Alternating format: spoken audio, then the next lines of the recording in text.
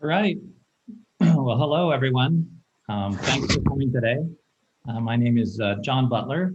I'm here with Peter Kindle. We're hosting the forum today. We're with the San Francisco Urban Design and Infrastructure Committee. And Georgia Sarkin, also with the committee, will be moderating. So I'll turn it over to Pete for some opening remarks. Thanks, John. And this conversation really started about a year ago with the Chamber of Commerce, and we were imagining how downtown can and should evolve during COVID, and thinking about how we can reconsider the public realm, but as well the private buildings, the important office, residential, and other mixed use buildings in downtown. On the next slide, you'll see some initial diagrams that we prepared around this idea of mixed use. John, if you want to go to the next one. And really trying to understand how the city could be reconsidered, the pedestrian city, how to build equitable neighborhoods. We've already seen thinking about shared streets and shared parkways for restaurants.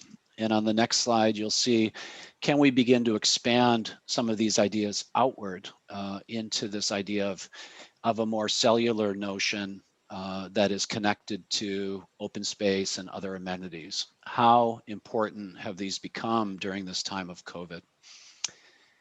So in discussions on the next slide with the Chamber of Commerce, we wanted to focus on the city center or the core area of San Francisco. And we know that the core area is comprised of many sub-neighborhoods and sub-districts, which you'll hear about from our panelists today. So the idea of a city center and what that means for San Francisco really became the topic of this forum. And we're excited to have some very important and thoughtful panelists today that will carry this idea forward. John? Okay, thanks, Pete. I am a urban designer for many years, but now working on issues of climate change with the state. This month, Vox published an interview with Berkeley economist Enrico Moretti about how industries and people have agglomerated in regions like San Francisco in recent decades as the nature of work has changed. Moretti says COVID will not change the tendency of industries like high tech to cluster, and the advantages of clustering will not come from telework, despite how we've all become teleworkers, meaning that there will still be a demand for locating in San Francisco.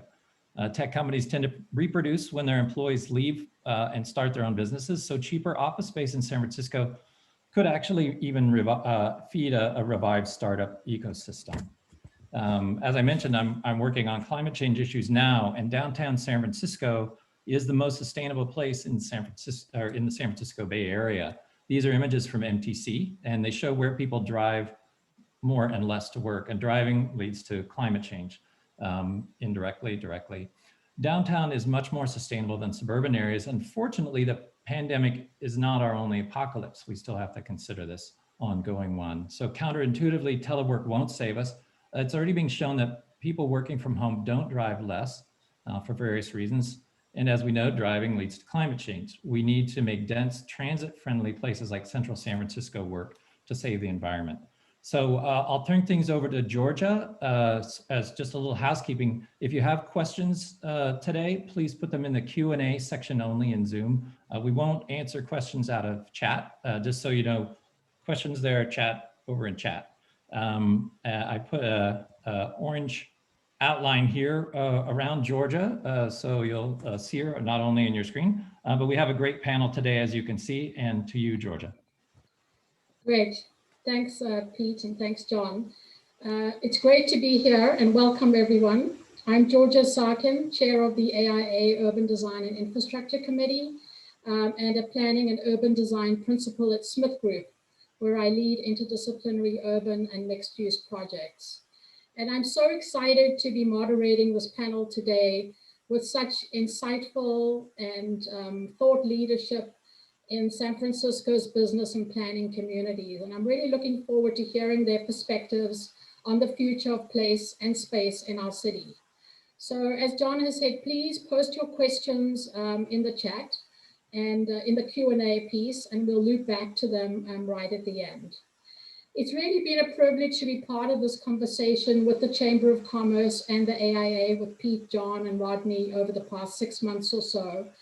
And our conversation has ebbed and flowed with the evolving future of San Francisco's city center.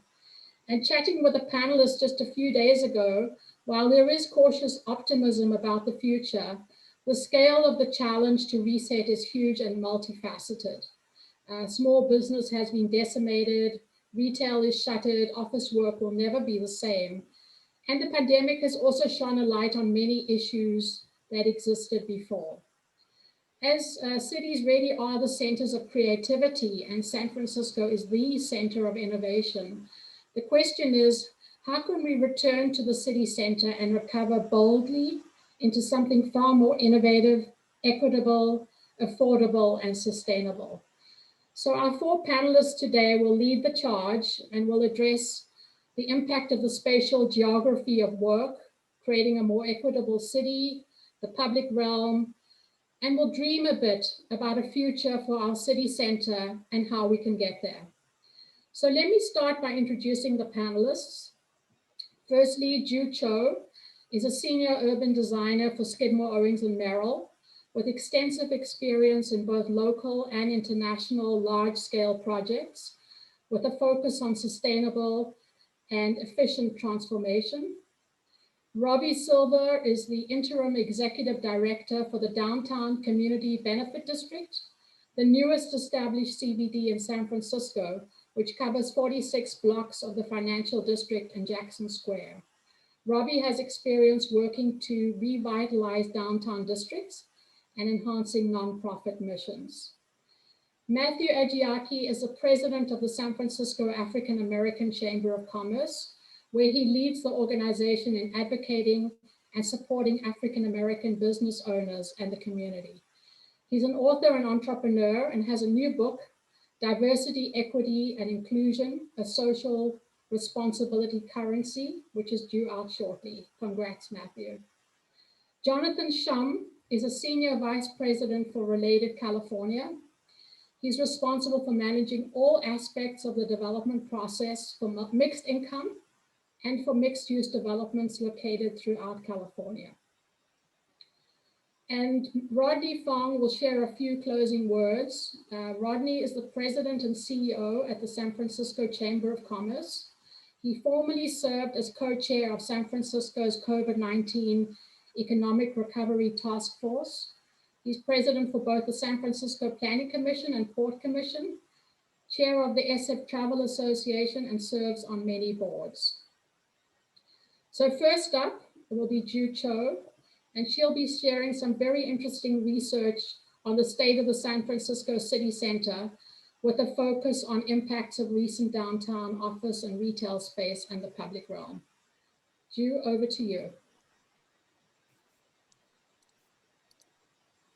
Thank you, Georgia, for a great introduction.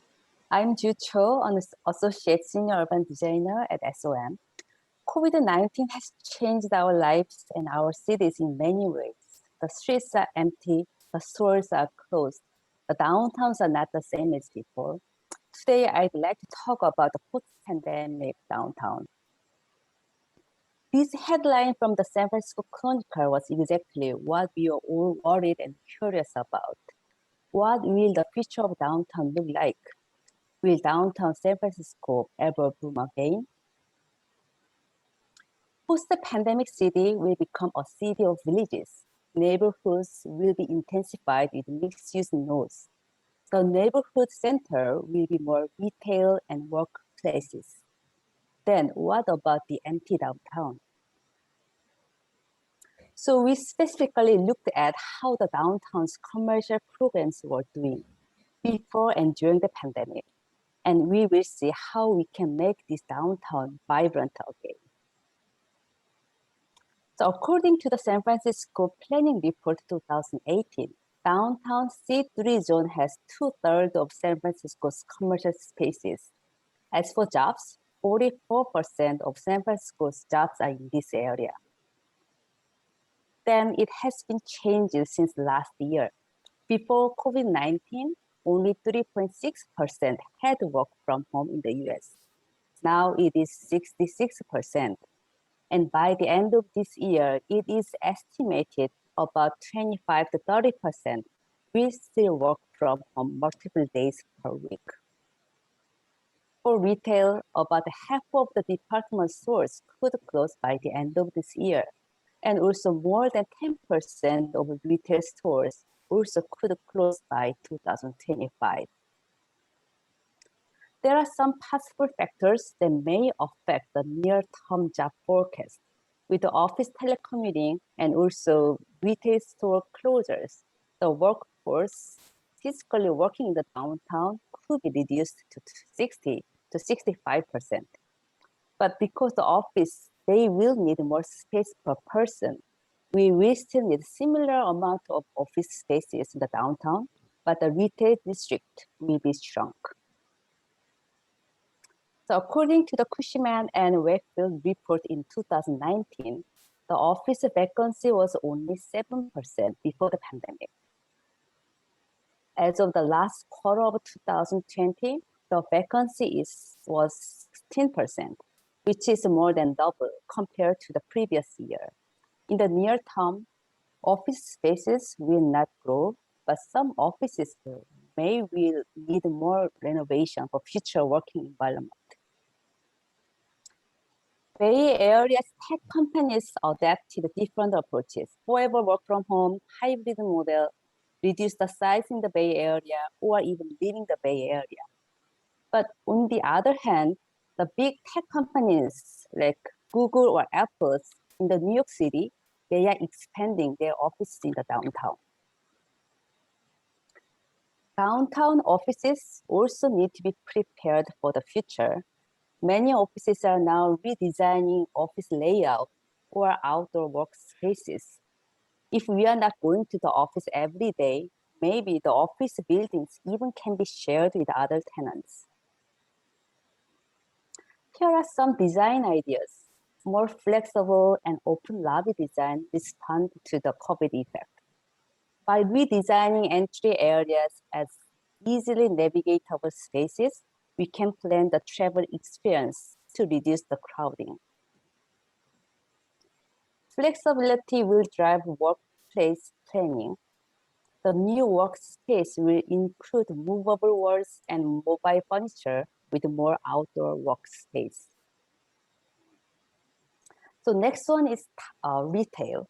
The retail vacancy was only 3% before the pandemic. However, due to the pandemic, many stores were closed, and the current Union Square retail vacancy is 12%. The amount of retail in the downtown will shrink. The retail transformation was actually already happening even before the pandemic. 2 Macy's malls are to be converted to the mixed use with offices, restaurants, and condos. Also, a new type of mall, IKEA's first urban mall, is coming to the downtown. This is the Union Square core area. Before the pandemic, only including 4 department stores, 95% of ground floor were all retail programs. The pandemic has impacted the retail a lot in this area. Many stores, including chain stores, were closed. As for now, the retail vacancy is more than 12%. This is an upper level plan. Most upper level floors are office programs. Many department stores are reducing their sizes by converting some portions into office and residential. Current upper level vacancy is about 21%.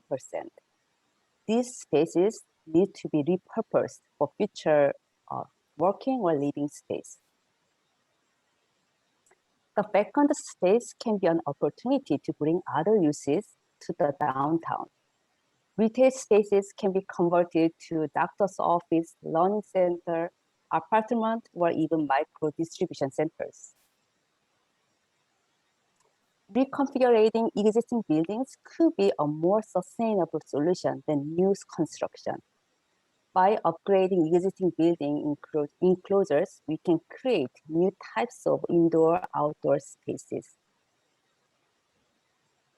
And repurposing the vacant spaces as offices, culture, or institutional spaces. For example, the large vacant retail spaces can be maybe reused as adaptable learning space. So next one is hotel. 20,000 rooms, which is 60% of total San Francisco hotel rooms are in this area. As you may know, the hospitality is the hardest hit industry during the COVID-19. The supply was declined 64%. According to the US tourism economy forecast, by 2023, travel spending and the visitors are expected to recover. Until then, the hotels can be temporarily used as short-term housing for homeless or long-term stay Airbnb. At the same time, hotels should be prepared for the next pandemic by adapting new technology or adding more outdoor spaces. The last one is housing. Housing in the downtown is only 8%. During the last year, all the Bay Area's rental price has dropped up to 24%. All tech cities like San Francisco, Mountain View, Sunnyvale were all impacted most. But interestingly, the Bay Area's home price is still going up, but San Francisco home price is still very stable. Even after the pandemic, the Bay Area still needs more housing and plans for more low-income housing. It could be a good time to bring more affordable housing to the downtown. Throughout the pandemic, the home has become more important than ever. More than just a living space, it has taken the role of a workplace or a school. Future residential communities can provide an expanded function of home, the variety of adaptable spaces.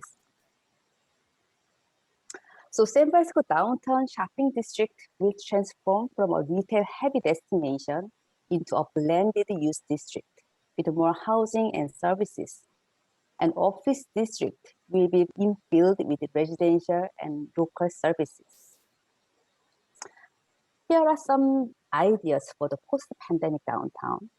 Design for flexible office space, bring more diverse housing, and concentrate retail and repurpose other retail spaces to neighborhood services. Allow for broader range of uses on retail space and also grant culture and institutional spaces. So if the downtown will be a more blended district, the public realm also should respond to the changes. This was our downtown during the shelter in place. It shows clearly what the problem of the business district without people is. Post-pandemic street should be more flexible to accommodate different uses. During the pandemic, the open space and streets played a great role for the people. We enjoyed so much of slow streets, parklets, and outdoor activities. We envisioned a comprehensive reshaping of the city streets to create a more equitable use of public space, returning streets to the people. We also see more demands on pickups and drop-offs. So we should rethink really about the buildings and streets together. This is a typical retail street in downtown.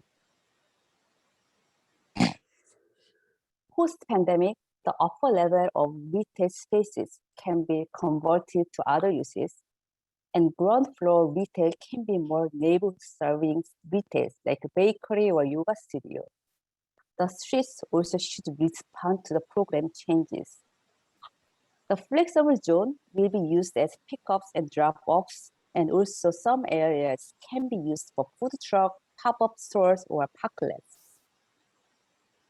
For weekends, we can adapt the slow street idea with more neighborhood-oriented public programs.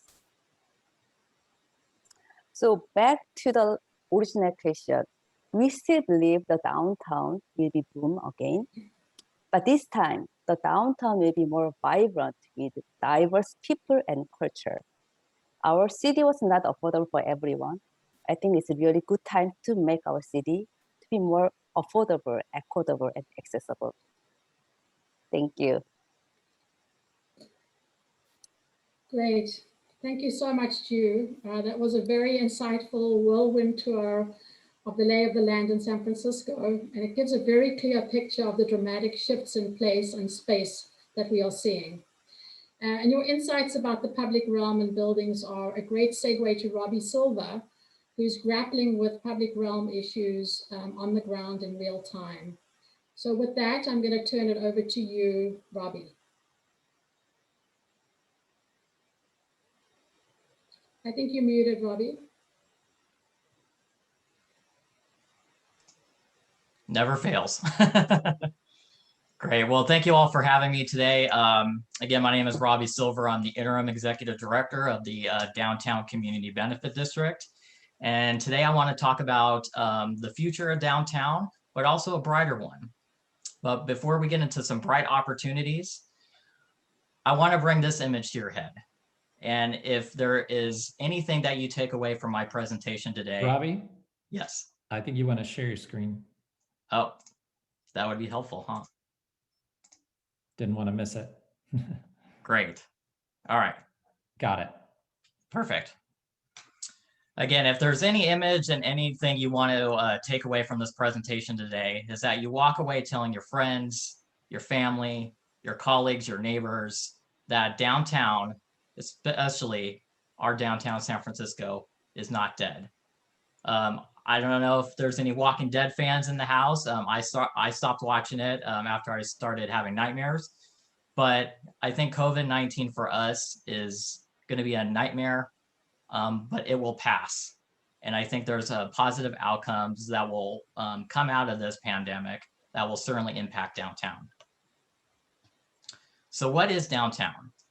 I think for all of us, downtown, especially our downtown San Francisco, means something different to everyone. Obviously, we have the Chicago loop below, and up top we have a little Main Street view of downtown Denver. I think downtown personally is a core that people just can gravitate to the center of and be able to partake in a wide variety of activities. Any fans of Gone in 60 Seconds here? You'll probably see a few of these throughout my presentation. But COVID really reminded me not only of this car, but just in the motion of being able to accelerate, I think, the more positive impacts of downtown. And I think the positive impacts for developing and revisiting and reimagining downtown really comes to these four core functions. It's having a priority on outdoor dining spaces, being able to not fully transition into a telework environment, but really a work from anywhere environment. I think it'll give us the opportunity to engage in new partnerships, reach out to neighbors that maybe we haven't had conversations or partnerships with in the past. And I think when we take a look at adapting and changing the downtown public realm, it's going to be done with intention and it's going to be done with strategy. And we have to think that the office, as Ju pointed out in some of her slides, is no longer just a building. This is an example of a creative seating arrangement that obviously also has some social conscious to it and in the shape of a plastic bottle. I hope these folks are 6 feet apart, but if not, there's certainly innovative type seating arrangements that you can have throughout the downtown area that almost adapts into a social zone or also a meeting place. This is a picture I took in a trip to downtown DC a couple years ago. I thought this seating arrangement was just fascinating. It allows people to kind of lean on, sit, kind of chat with your friends in a socially different distance perspective. And I think another positive outcome of COVID-19 is that we've realized that the 9-to-5 schedule is gone. And we truly have a work from anywhere environment. And when we think about the revitalization and rethinking downtown, I think our financial district is poised to really become a 24-hour hospitality district. When I think downtown, I think of some trips I've taken to other downtowns in the past, where you have Instagrammable moments that you can scroll through on your phone years later, and it really just triggers a memory that you've had with colleagues, friends, family, or a social meeting place that really has inspired conversations and deep ones in the past. And we really think about this idea of a complete neighborhood and being a 15-minute downtown is that you get to experience all these different things and places in one central location. For us in the downtown CBD, we manage this 46 square block district. It's quite large, quite dense, and the second largest CBD now in San Francisco. But we really have a diverse opportunity here to look at various beautification projects, for example. And on the core of who we are as a downtown community benefit district, it really starts as the foundation of clean and safe. Then it really gives us the opportunity to pilot different beautification efforts like flower baskets, lighting, art, and murals. We'll be at a place where we can gather and really have deep conversations about how to develop long-term improvement projects in the future. How do we create a more diverse, walkable, livable downtown experience? And hopefully that may lead to additional capital investments in the future and ultimately positive downtown behavior changes. So with that, I have some takeaways from you of the future of downtown, that this crisis is actually a positive accelerator in many ways. And downtown as a whole is the new office space. There's a desire for more open spaces and curated downtown experiences with art, lighting, music. And ultimately, if we all partner together, we'll all be invested in the future of downtown San Francisco. Thank you. Great. Thanks so much, Robbie. What a great presentation. I really enjoyed your comments about public space and complete neighborhoods and the idea of the 15-minute city. And I know this idea of the 15-minute city has become a much used post-pandemic tool, and it has really sound, fundamental, age-old urban concepts. But it's also been criticized by some people for not taking into account histories of urban inequities such as segregation or red line neighborhoods. And with that comment, I'm going to turn over to Matthew to discuss some of the issues of equity in San Francisco. And to kick him off, I have 2 questions to pose to him.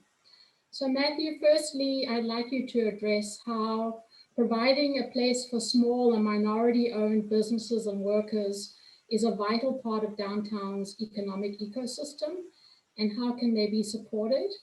And then the second part of this question is your top 3 things that you think should happen to transform the city to ensure it thrives as an economically viable mixed-use city center for all.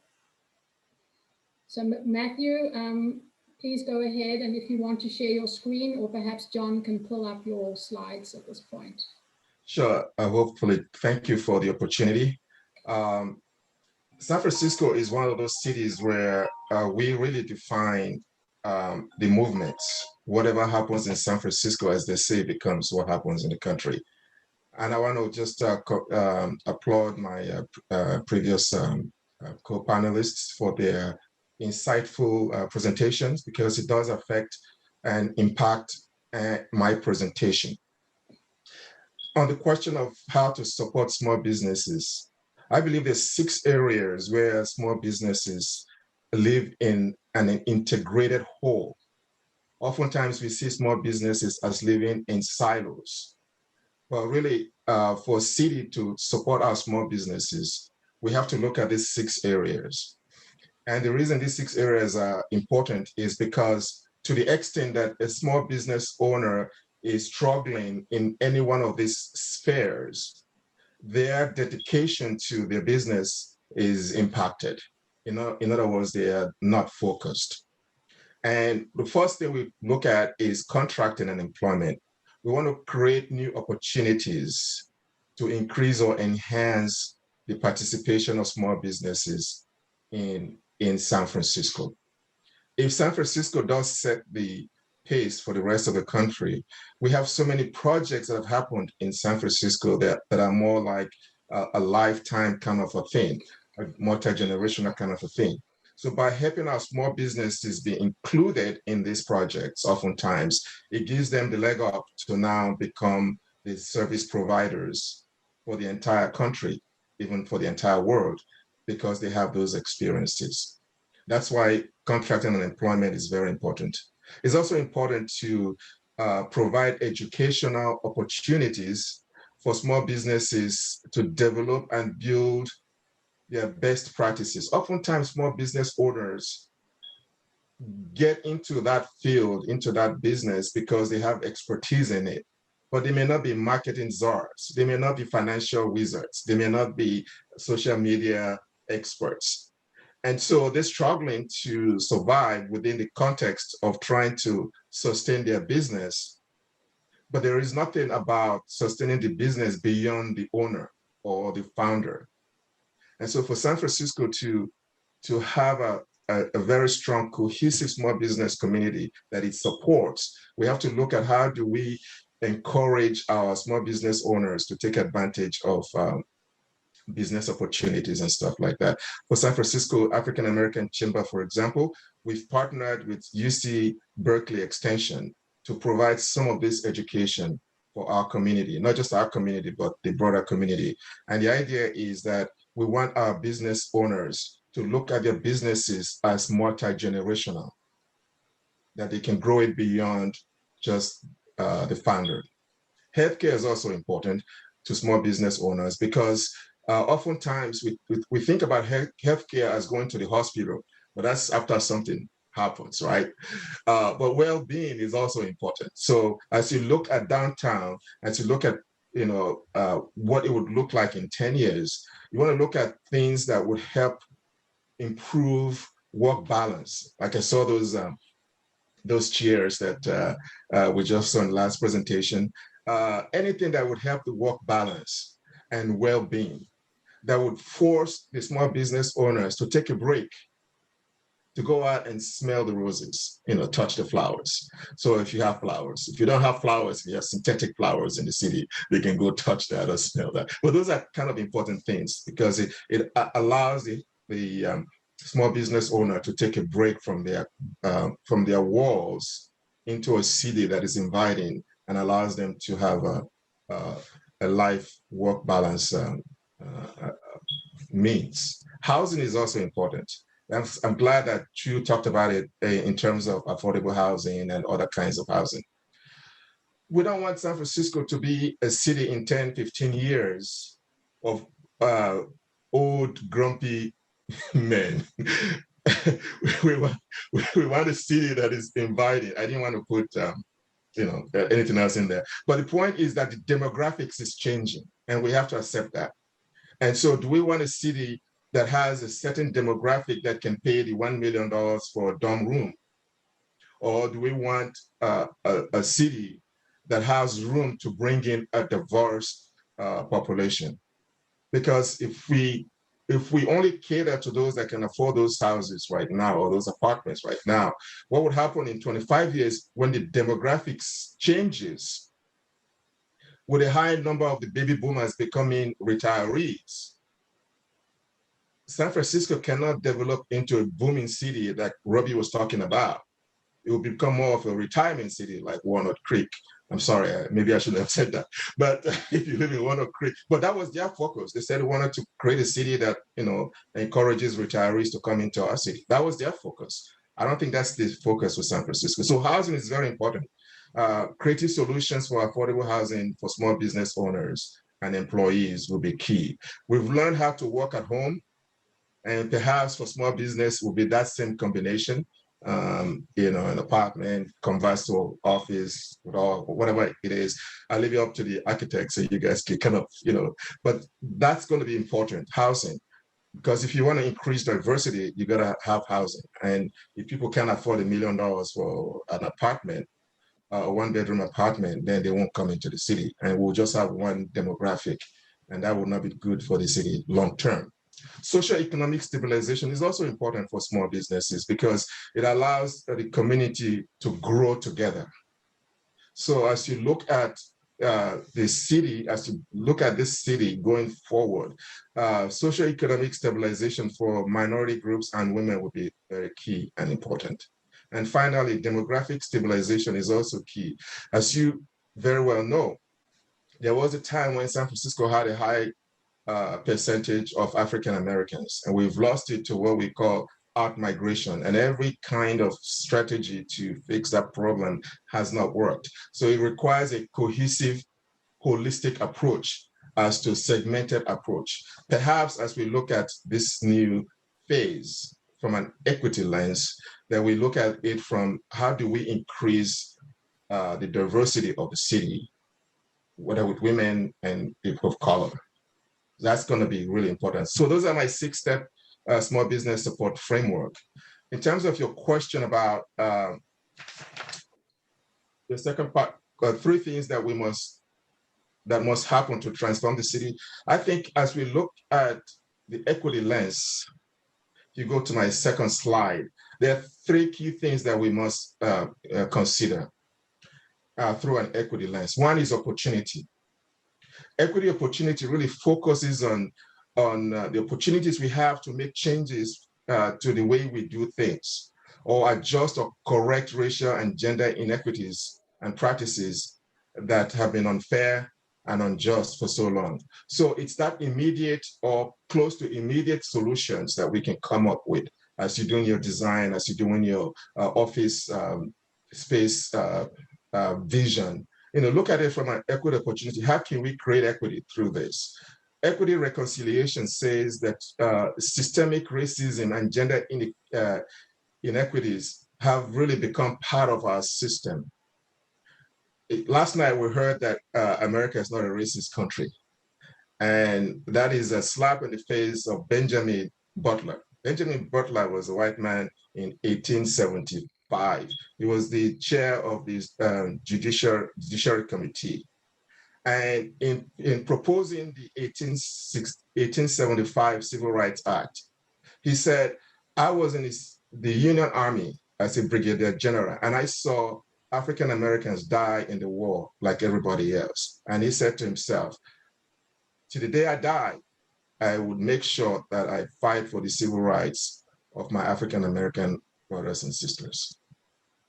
Well, he lost the election the next year, but I believe that, you know, he had that satisfaction knowing that he pushed the country forward in terms of racial equity.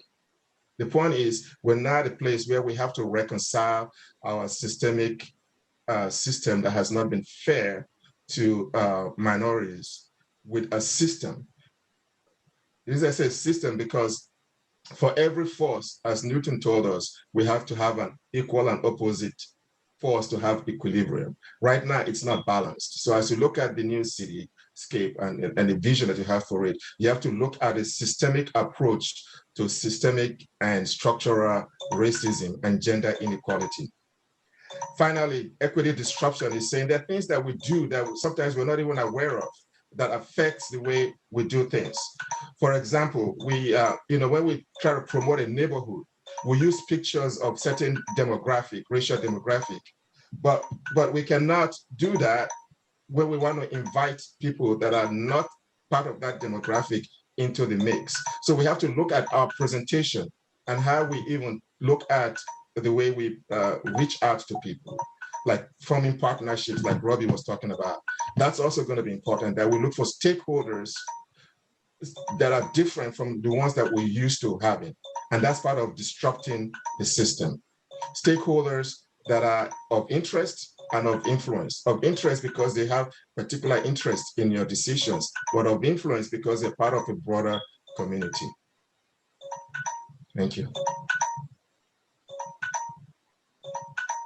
Great, thanks, Matthew.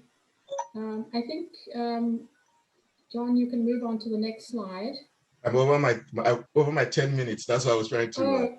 Please go ahead and give you another minute or two because this slide looks fascinating. Okay, well, so when we talk about inclusion, there are three principles that we have to consider. Our view of inclusion cannot be uniform diversity. In other words, we can't just say, oh, okay, let's just make one or two people and bring them in there to solve our diversity issues. That doesn't solve any problem. So we need a redemption-driven racial inclusion steps that are immediate actions that we take to create visible, practical, and measurable inclusion in our city, in our development. For example, when architects, you guys like to create models. So when you create models, you look at different ethnicities in your models, in your presentation, as part of the people that are sitting on the chairs, or as part of the people that are in the models that you create in the building that you're presenting. So those are redemption-driven approaches. So just one quick example. Restoration focus is saying, hey, we've got problems, historical problems. We've got barriers, we've got things that have not worked before. And if we want to create a fair and just system that is inclusive, we have to pay attention to those things that we've done that are entrenched in how we think about diversity and inclusion. Again, remember, the demographic is going to change whether we like it or not. San Francisco needs a solid working tax base. So if you create a city of retirees, your tax base is going to be limited, even if they're part of the 1%ers. So you need a working class in the midst of the whole successful and thriving city. And that is why we have to reconcile some of our entrenched behaviors and barriers to what we have to face in 10, 15 years with demographic shift. Finally, responsibility centered must be driven by the fact that, we cannot be punitive. You say, oh, you caused this, oh, you did this. There were neighborhoods, they were shattered, they were destroyed by planning policies in the past, like putting freeways in neighborhoods of minority communities that shattered their economic growth. So we can't go back and blame everybody that wasn't there, but we're saying that we have to be responsible for what we know happened. We cannot ignore it. We cannot say, well, we're not there, so we're not responsible. So we have to, while we cannot be punitive, we cannot forget either. And so you have to have that responsibility in our inclusive environment practices. Great. Thanks so much, Matthew.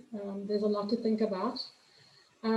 So I'm going to now turn to Jonathan, because from a developer perspective, people like Jonathan need to make our ideas pencil out and usually have a much longer term horizon to think about, of course, as well as a short term. So I would like to ask you, Jonathan, from your perspective as a developer, what are you seeing right now in the San Francisco city center in terms of social and economic disruption? And what are the challenges and opportunities that are keeping you up at night? Thanks for having me, and thanks to all those panelists that are on here providing their thoughtful insights. I think to answer your question, Georgia, I think it's been a mixed bag as far as what we've seen over the last 18 months. I think economically, the best small and large operators who specialize, those who focus on quality and providing their customers with value are clearly rising to the top and really gaining market share. I think at the same time, too much attention gets paid to some single executive or owner or some figurehead. I think what's definitely happened is the organizations with the best teams, those that are lean and work cohesively, have definitely been more successful in navigating the last year and a half. I think also what's important to note is that obviously, understandably, a lot of attention is paid to large developers, but the San Francisco market is really quite fragmented, and the majority of the properties owned in the city are owned by mom and pop estates. A lot of them are absentee owners. Some of them who don't have the experiences and resources and tools to navigate this pandemic, and I feel like that's been a real challenge not only for themselves but also their residents as well as tenants. And so that's been quite a challenge for all those involved in that part of the community. I think what's also been sort of fascinating is sort of the long-term San Franciscans, those who have been here for multiple generations. They've definitely been resilient, have stayed very committed to their neighborhoods and supporting their local businesses. In fact, there was a bit of I could see in people's faces, there's a bit of a welcome relief that it wasn't so chaotic in the city. And I think it was a throwback to some of the kind of slower pace and quieter times where people can kind of focus on some of the more important things in life. So that was actually, in a weird way, a silver lining that kind of happened in the pandemic. I also want to say a lot of organizations like Robbie's Downtown CBD, they've done a very good job of engaging other public and private stakeholders to push forward these neighborhood initiatives, specifically clean and safe streets. These never stopped during the pandemic, and they still had the responsibility to keep on pushing these measures forward. And I know personally, like Andrew Robinson over the East Cut CBD, and his team has done an amazing job keeping everyone aware and supporting each other, and really being a cohesive community, which has been important to a lot of neighborhoods in San Francisco.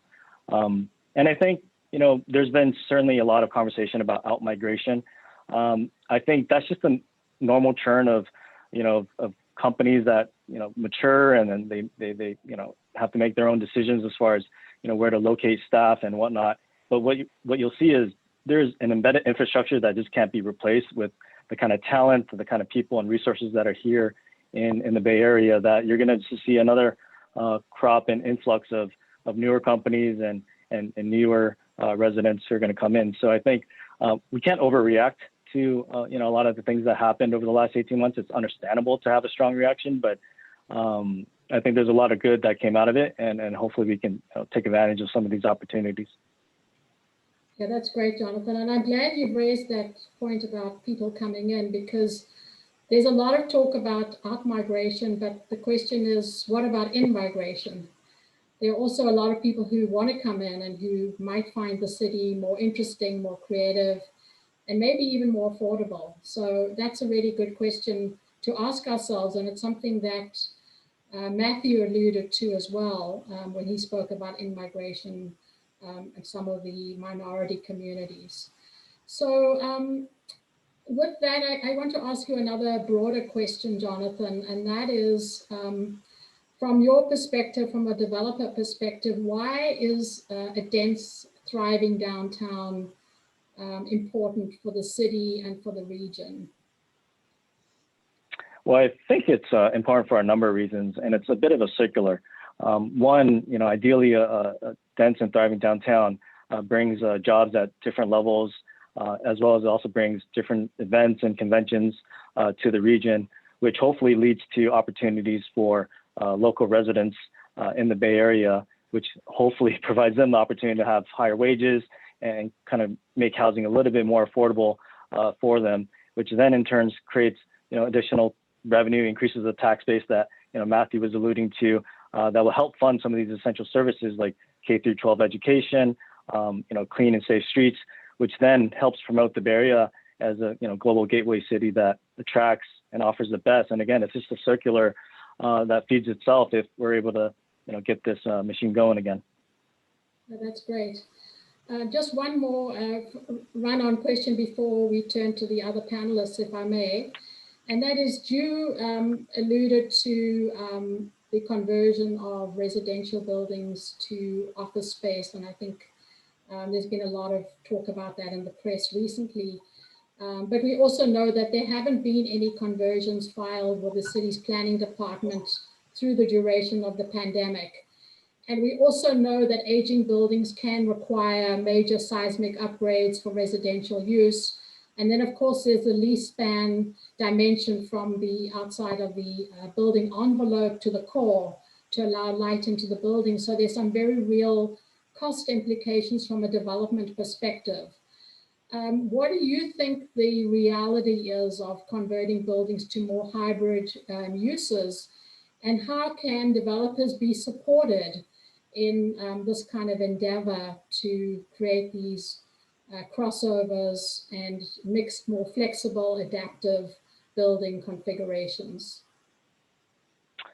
It's an excellent question, a bit difficult to execute as far as the conversion. A lot of the challenges that you mentioned are definitely true, and I think there are some additional challenges as well when it comes to converting commercial to resi. MEP systems are oftentimes quite different. Some of the new policies in place will make it difficult to implement that kind of conversion. I think also accessibility. We developers, certainly in the residential space, are always dealing with accessibility issues, and making a commercial space accessible to everyone as opposed to being grandfathered in will make it also that much more challenging. And I think there hasn't been really any successful precedents as far as this alternative. I know downtown LA tried to do that, and with sort of mixed results, frankly. And then what was the second part of the question, Georgia? Yeah, I was just trying to drive at, can developers be incentivized in any way to take on the costs that are necessary if we feel that more residential needs to be injected into the downtowns? Is there a way to help developers to pencil out on these kinds of innovative typologies?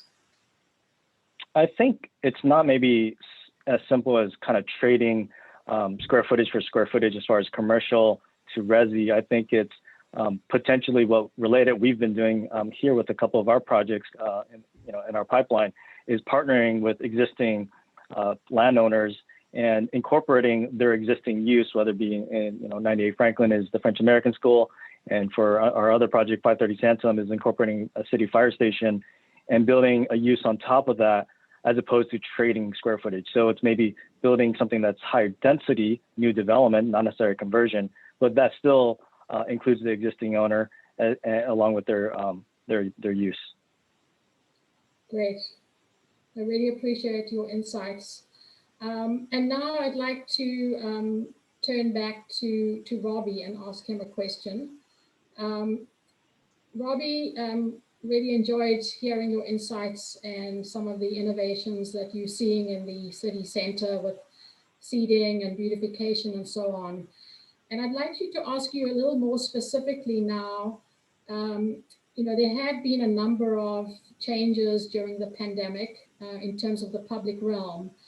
And what short-term implementable measures have you seen and learned from during the pandemic that you feel can be put in place over the next 6 months and even longer that you really would like to see? And I know that there are some policies already, like, for example, there have been announcements that the shared street program will be made permanent by the mayor. And there's a small business storefront equity program that will provide grants.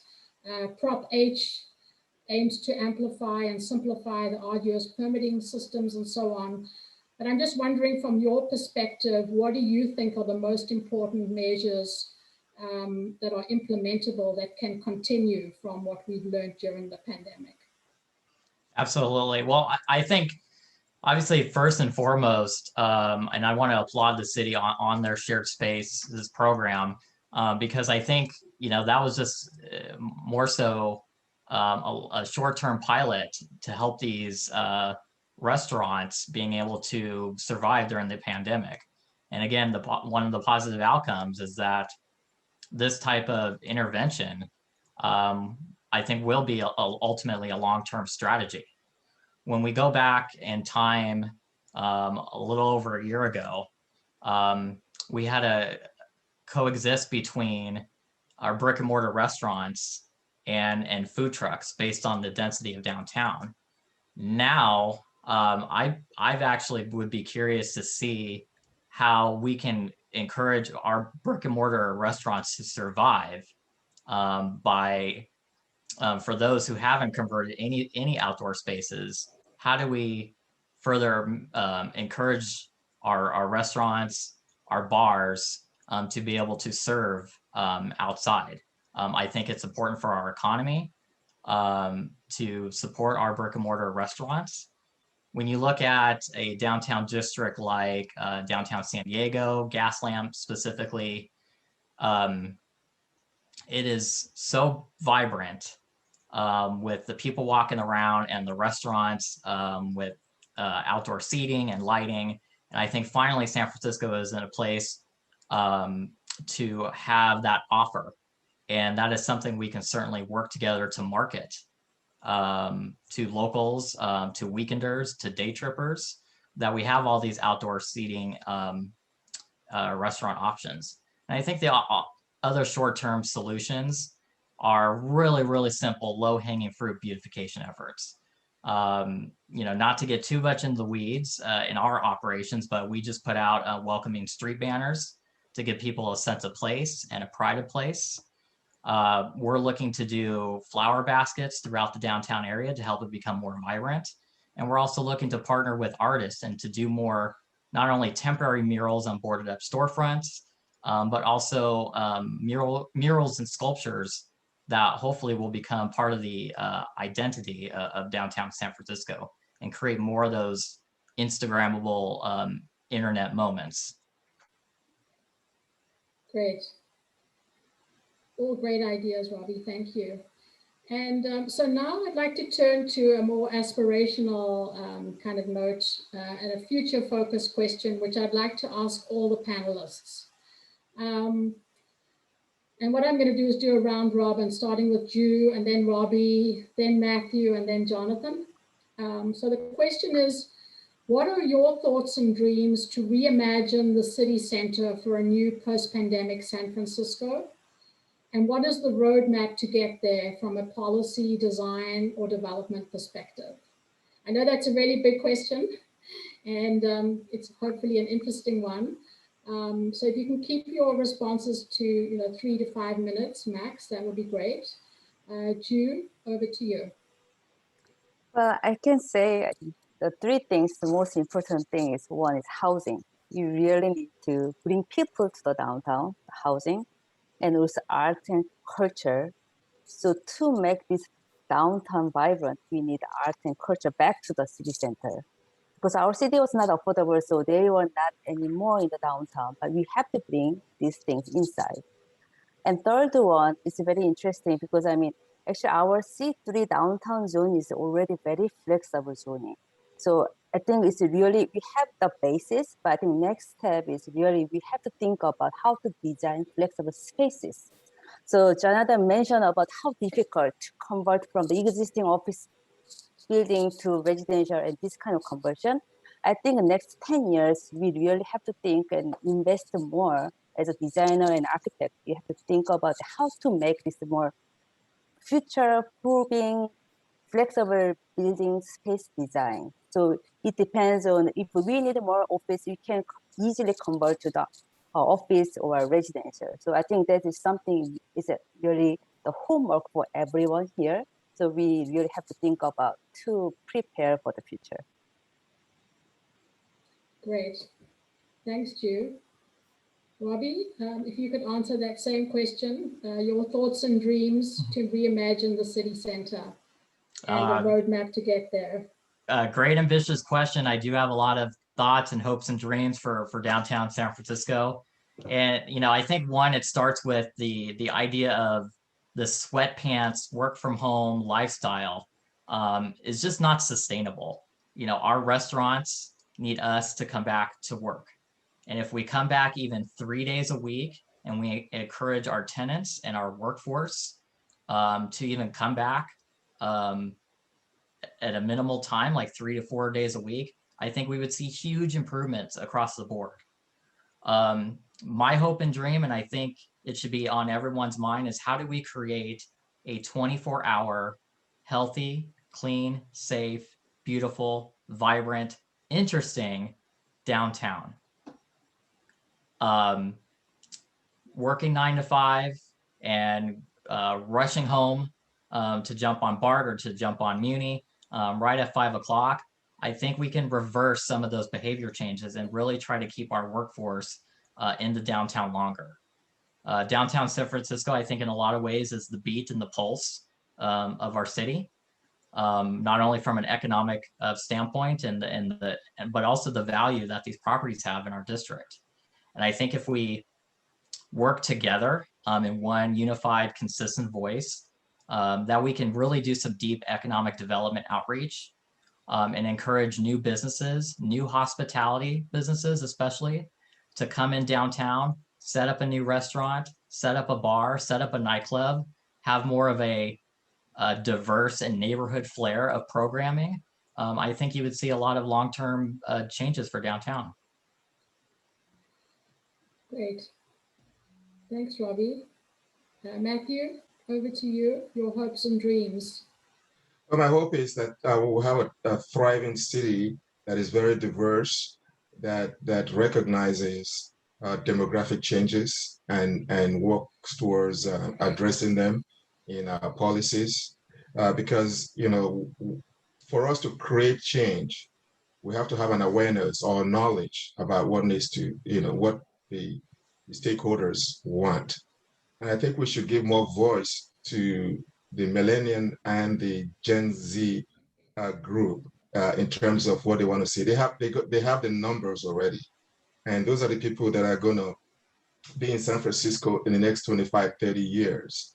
And so their perspective will allow us to grow into a diverse city that will attract others from around the country and around the world to come into San Francisco. And the reason is because they share the same worldview, if you don't mind, from growing up in a generation, not with the Grateful Dead, but those Grateful Dead was there, sorry, but with MTV and with social media.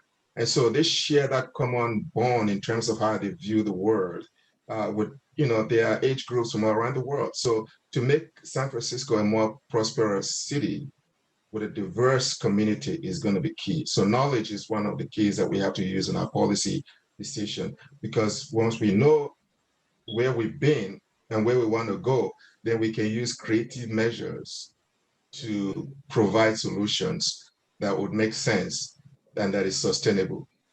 At the end of the day, we cannot do climate change and global warming. We cannot be passionate about that when we forget the people that are in it today. We can't save the planet for a future generation when there's a generation that is neglected and rejected. So we have to pay attention to the generations that are going to be a key tax base in 10, 15, 20 years after most of the baby boomers are retired. That's what I see. Great. Thanks, Matthew. Jonathan, over to you. Your hopes and dreams, please. Well, I think it's really expanding on a lot of the tenets that the other panelists have already mentioned, which is really, for me personally, I think it's a substantial investment in hosting public and private outdoor events, both formally and informally. I think one, to obviously take advantage of our wonderful weather, and also to safely bring people together to have a good time. I think that's definitely been missed, something that you can't replicate on a Zoom call.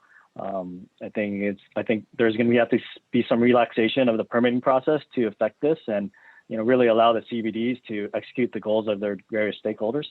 And also, I think an investment in technical vocational trade schools, affordable daycare for our workforce, and also K through 12 schools. I think oftentimes we understandably put a lot of emphasis on housing, but I think we don't put enough emphasis on our education system, which will allow opportunities for some of those who have been disenfranchised. And I think by providing those opportunities will just help provide the resources for everyone to hopefully become a more successful city as a whole in the region. Great.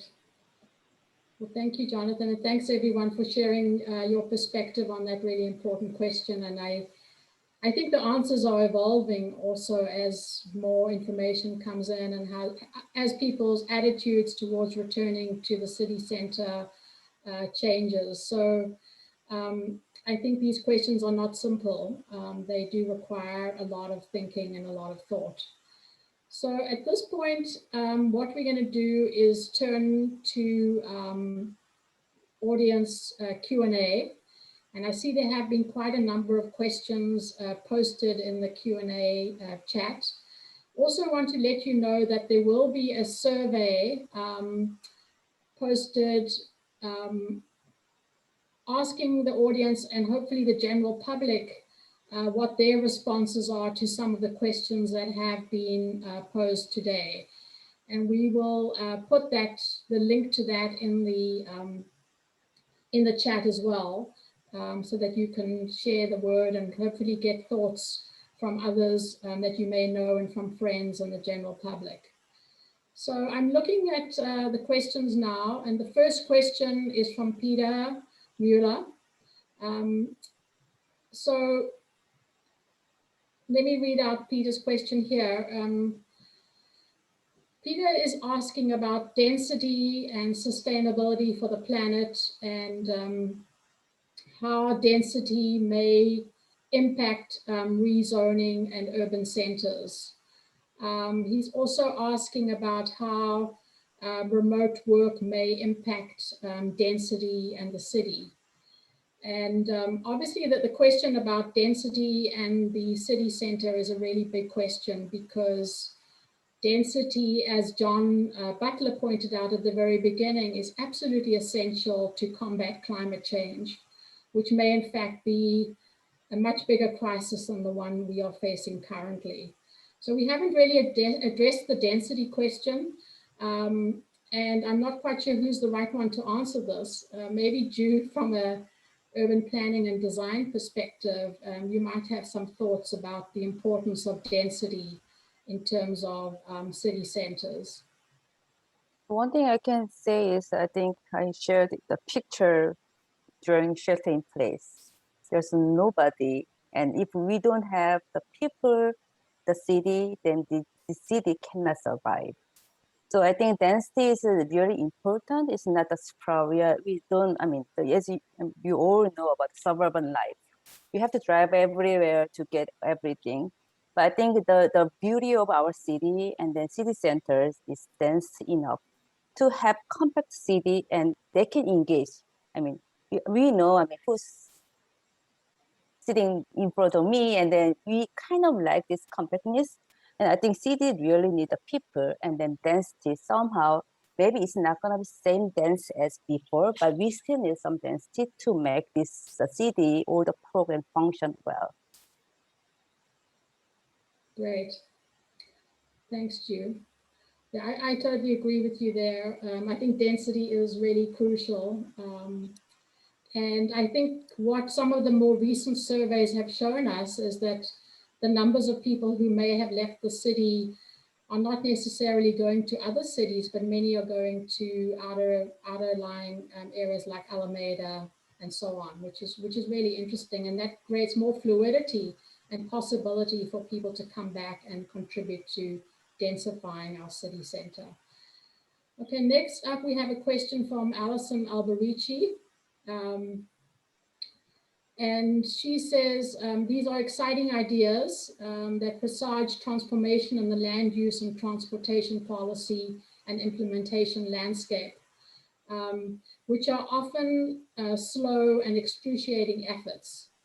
So how do we get there more quickly in terms of land use and transportation policy? And how can we all as advocates help to push our elected and appointed officials to make these opportunities possible on a faster timeline?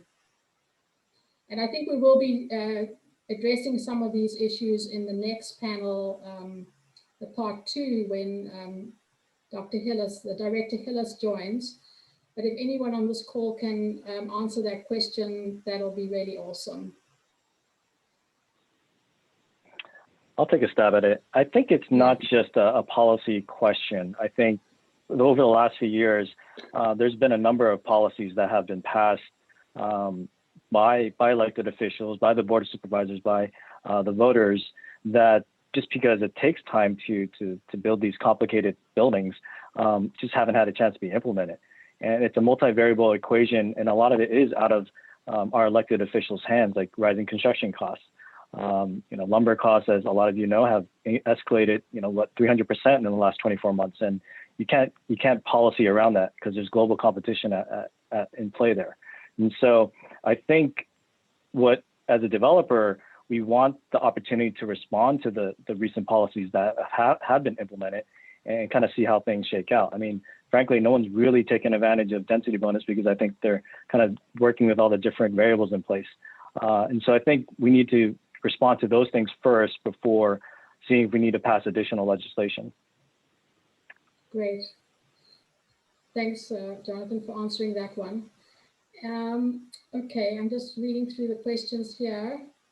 We have a question from Roger Parodi. Roger is alluding to New York City having converted scores of office buildings to residences in downtown Manhattan. And how did they do it? And I agree, Roger, there were a lot of conversions directly after 9/11. And I think within 6 years, the population of Lower Manhattan had increased tremendously to a level high above what happened during 9/11. So there was a very successful outcome in many ways in terms of bringing residential and a real cultural mix to downtown Manhattan. And I think one of the reasons may be the fact that those building typologies were quite conducive to the conversion. And I think there were also grants in place, and there was a lot of money thrown at the efforts to change the downtown area. So that's just my 2 cents. I'm not a panelist, so I'd like to hear other people's thoughts. I don't know, Jonathan, if you're familiar with what happened in Lower Manhattan, or anybody else on the panel would like to answer that question in a much more perhaps general way.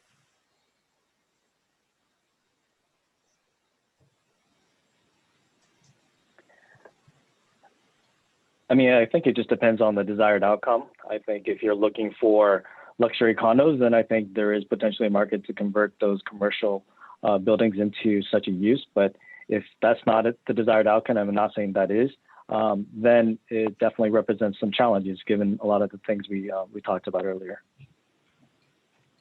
Great. Okay, I think we'll just take one more question from the chat and then we'll start wrapping up.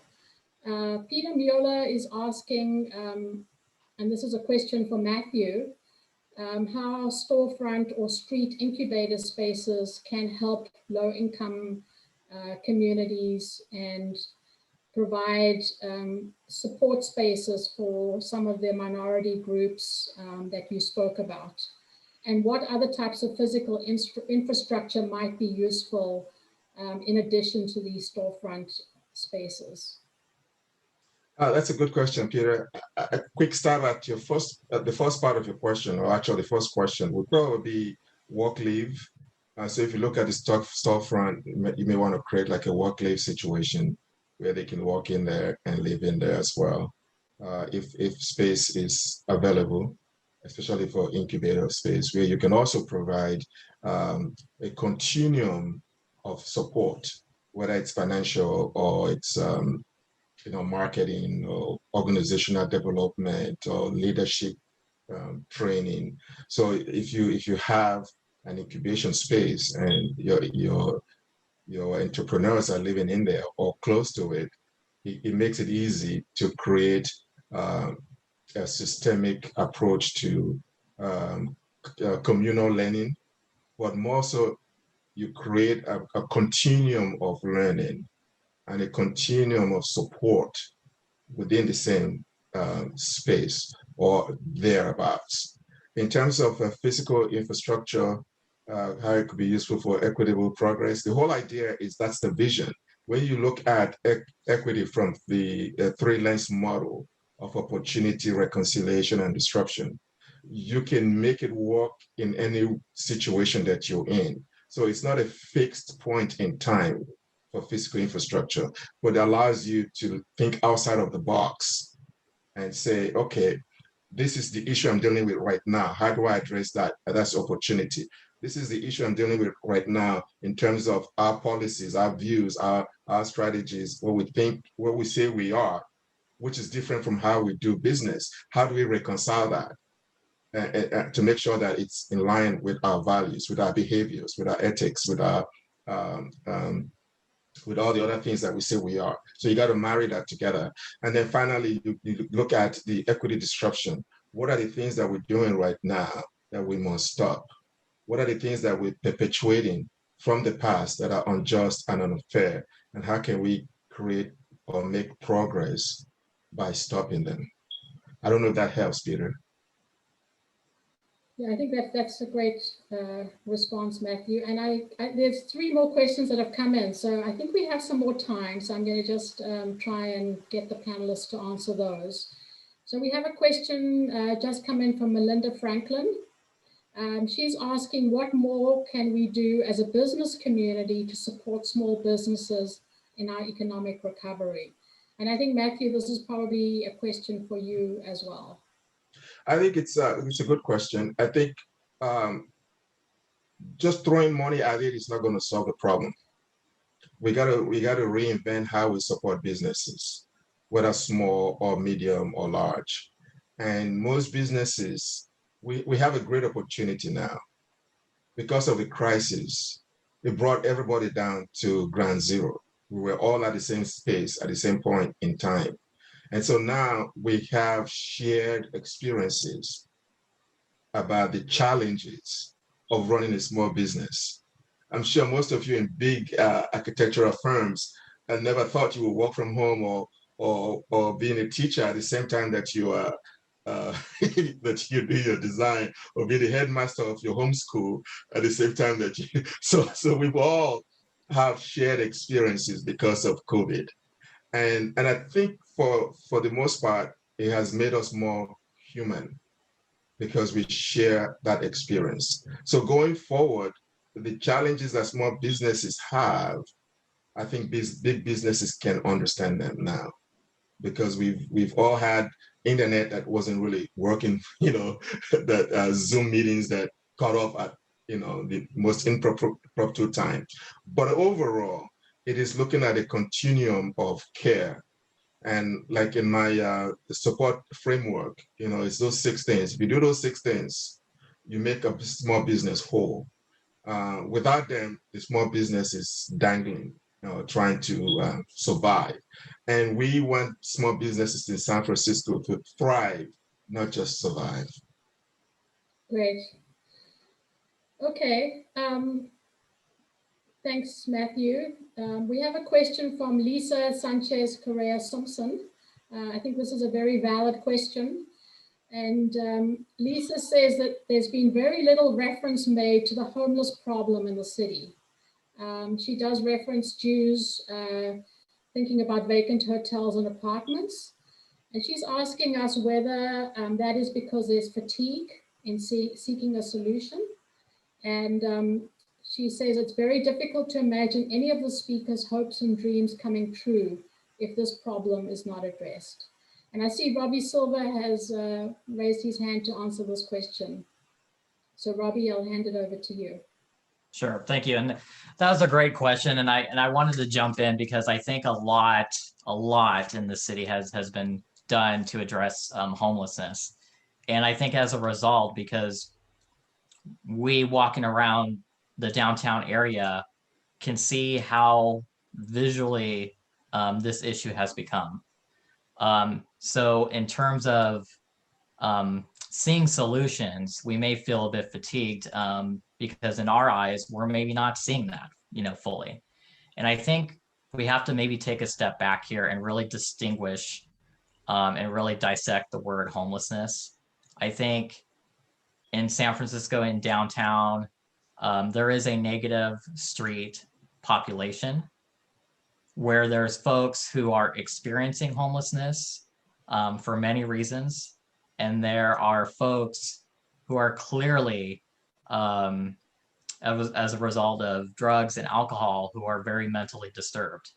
And I think with that sort of breakdown, there's creative ways, I think, to address people who are experiencing homelessness because maybe they lost their job and now their family's living in their car and they are panhandling on our streets because that is the easiest way they see to get money to be able to survive and provide for their families.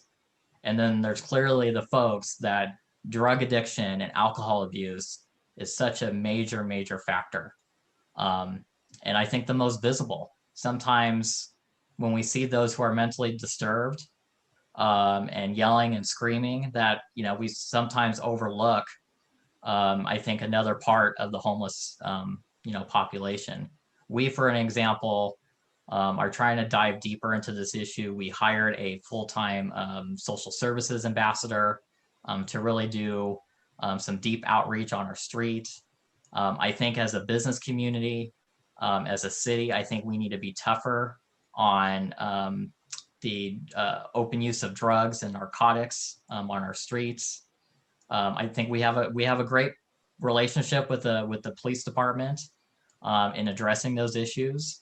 But I really think it comes down to having a zero tolerance policy for open drug use and use of needles on our street, because I can tell you by pulling our data how much we clean up needles every month. And all of the CBDs and public works, can pull the same data.